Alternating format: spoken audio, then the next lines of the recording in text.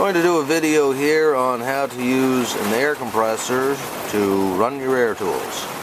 So your basic compressor is going to be somewhere along these lines. Just consult your manual for it just to verify how it all works out. But you're going to have one gauge which is going to show the air compression in the tank, the storage tank, the big part down there.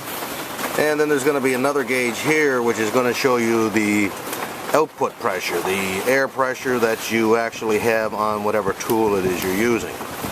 So don't know if you can see this, but that's about 50 pounds there now. So I've got the air compressor plugged in on this unit. There's the on-off button. So if I want to increase the air pressure in the tank, I'll just flick this on.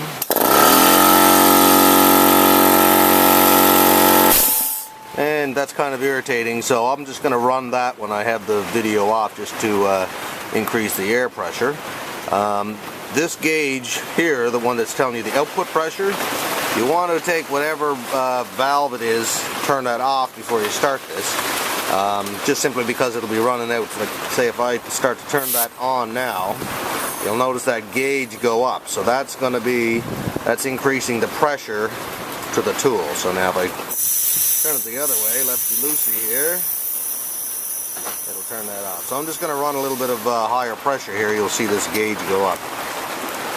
Okay, so I ran the compressor for a minute, and you can see that that's up to around 75 pounds. Actually, I don't know if you can see that. It's pretty dirty. This has been a well-used compressor. So anyway, I just flicked my button to the on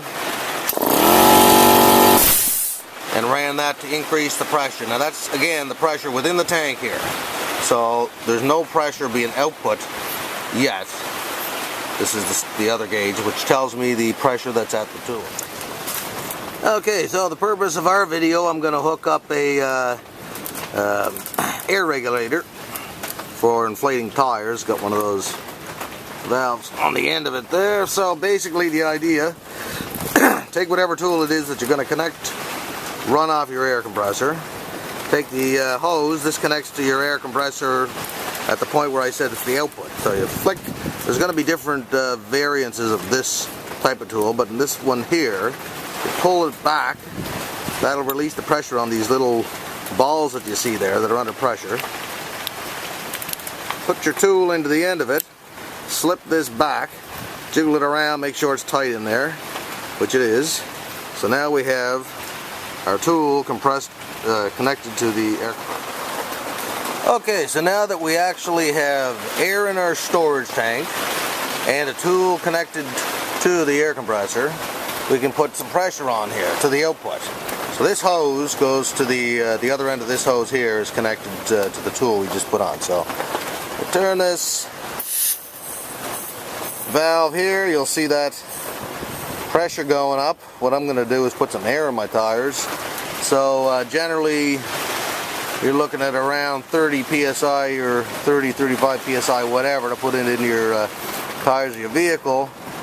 So I've run that up there. You can see the output now is about 80 pounds. Now obviously I'm going to not put that in the tires. So there's our tool.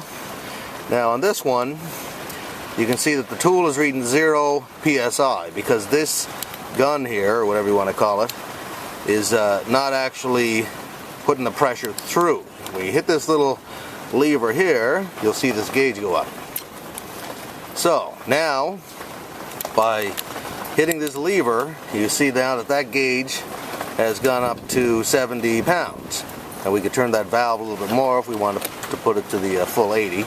Anyway, from that point, basically connect that to your tire or whatever it is you're inflating, and then you'll just hit this lever here to let that pressure go through to the tire. That's the basic idea.